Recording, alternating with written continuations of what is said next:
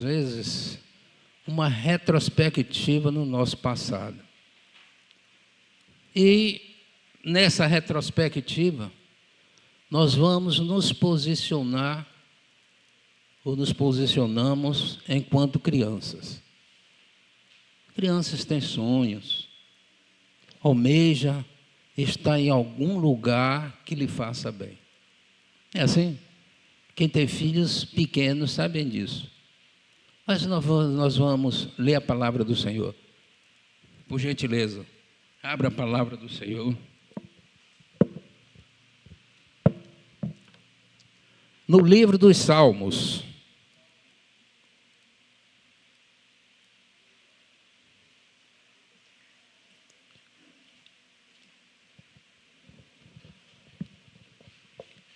Já?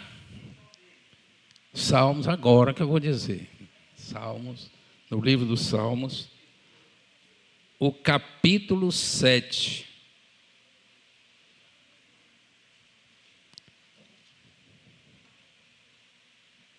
Versículo 1. Capítulo 7 do livro de Salmos, versículo 1. Lemos assim: Senhor meu Deus, em ti confio, salva-me de todos os que perseguem e livra-me. Salva-me de todos os que perseguem. Pode sentar, irmãos, desculpa aí, viu? Deixando vocês em pé. Salva-me de todos os que me perseguem e livra-me. Amados, eu falei de uma retrospectiva no passado. Qual o filho que não tem medo do pai e da mãe quando se posiciona de uma maneira errada? Se posiciona de uma maneira errada. E a primeira posição do pai, da mãe, é um presente, uma sandáliada, né? Um cinto afiado. Ainda disse, olha, eu estou com um cinto, uma bainha de facão, outra coisa qualquer, uma palmatória, e você vai ter que pagar por isso, por algo de errado que você procedeu. E é assim. E nós temos, por ouvir dizer, e nós sabemos que está registrado na Bíblia Sagrada, alguns homens que fizeram a vontade de Deus. E tem um que a gente pode citar também, que não teve a hombridade de fazer a vontade de Deus e por isso teve seu castigo também. Falamos então de José. Quem foi José? José foi um homem obediente a Deus. José foi um homem designado por Deus, apesar das aflições, para tirar o seu povo, da escravidão do Egito. Mas como José conseguiu este trabalho? Sabemos, pois, que esta longa história, esta longa caminhada de José, se procedeu numa perversidade. Logo de quem? Seus irmãos. Seus irmãos queriam dar cabo à vida de José. Mas não foi assim que Deus permitiu. Deus então colocou alguém para que conduzisse José até o Egito. E o Egito, sabemos também, que era um lugar perverso. E quando chegava alguém também, que eles não conheciam, povo israelita, povo de Deus, assim o castigo era sobrenatural. José sofreu um bom tempo, mas Deus o glorificou, como glorifica eu e você. Deus o glorificou, porque tinha um propósito, de tirar o seu povo da escravidão do Egito. E foi assim que foi feito.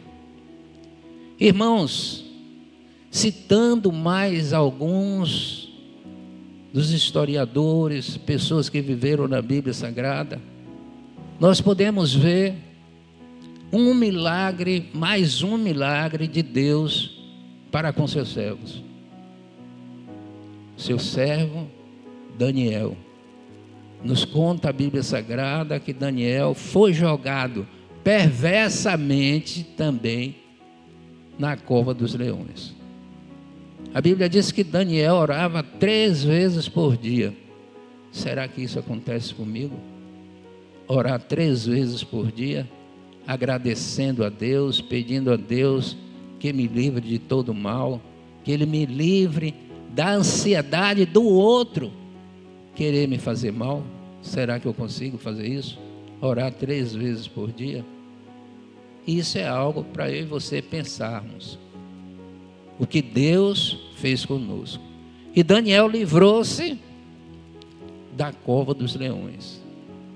Meus amados, alguns bichos selvagens que nós conhecemos, a cobra, leão, tantos outros que nós conhecemos, basta ver de longe, a sua primeira atitude é arrumar comida. E o ser humano e outros bichos servem de comida para os animais ferozes. Imagine Daniel, um ser humano, na cova dos leões. Pois bem, e assim fizeram. E Deus glorificou Daniel tirando da cova dos leões. Tudo isso são exemplos que nós podemos ver e fazer uma comparação de nós, de mim, de você. Na verdade, o que foi que Daniel fez? Só orando ao Senhor. 3 vezes ao dia, nos relata a Bíblia Sagrada.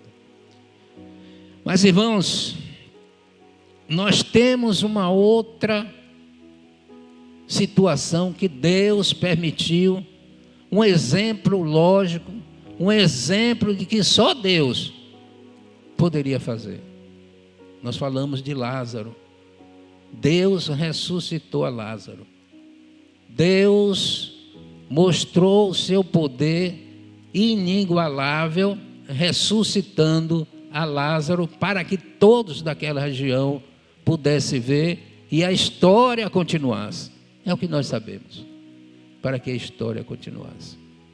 Meus irmãos, e então, nós lemos no capítulo 7, e aí chegamos a uma determinada conclusão.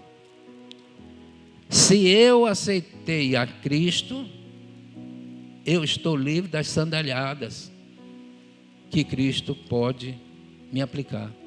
Eu estou livre das cintadas, que Cristo pode me aplicar. E a pergunta que fica para mim e para você é: quem de nós, ainda criança, não usou a flecha, não usou o badoque chamado, né? Para acertar o passarinho, outra coisa qualquer? Nós usamos sim.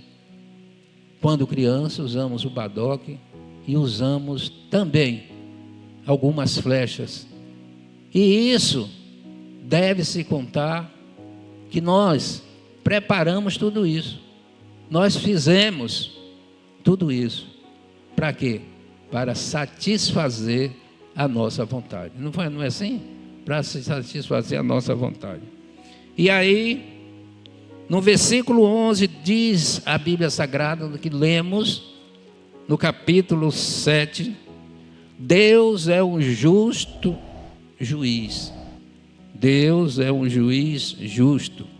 Deus é um justo juiz. Por quê? Nós trabalhamos também com a lei. Eu e você trabalhamos com a lei.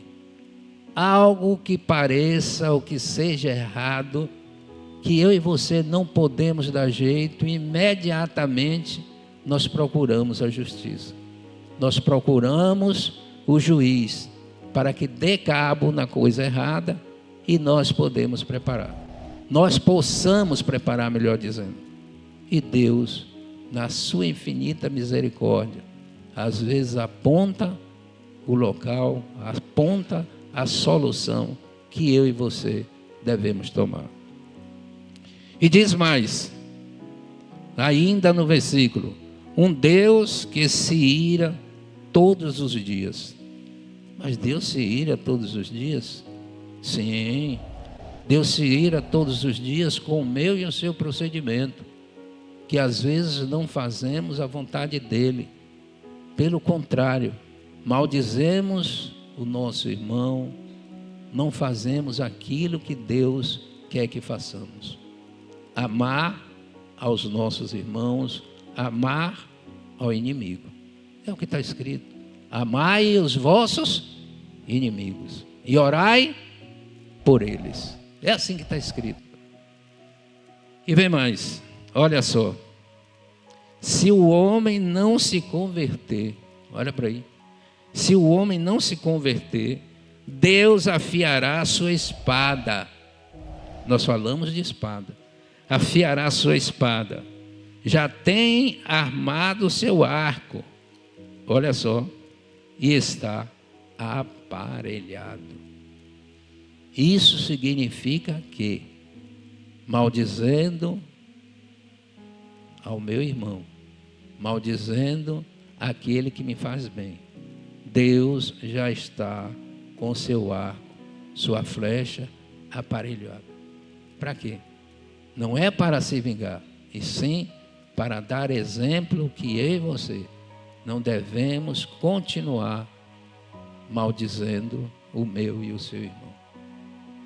Oremos por eles, e assim Deus vai nos honrar, assim como honrou esses homens que falei.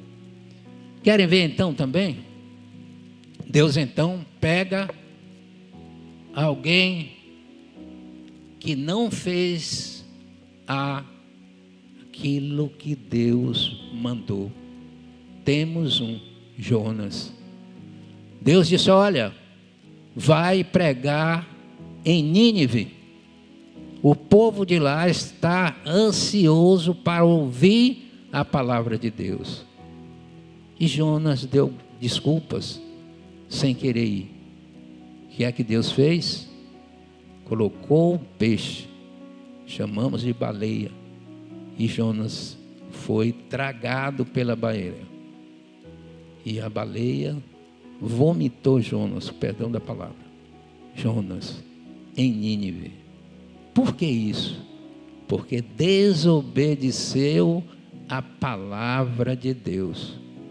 E quem desobedece a palavra de Deus, paga um preço. E para Deus o preço é justo. Por quê? Porque Ele é um justo juiz. Então, qual é a lição que fica para nós? Sejamos justos perante o Senhor. Senão, Ele afiará a sua espada e será tragada, será furada em os nossos corações. Mas se nós tivermos a consciência de Daniel, orarmos 3 vezes ao dia, pedirmos ao Senhor: Senhor, livra minha alma, a Ti orarei sempre, perdoa as minhas falhas e os meus pecados. Deus se compadecerá de mim e de você. Que Deus nos abençoe.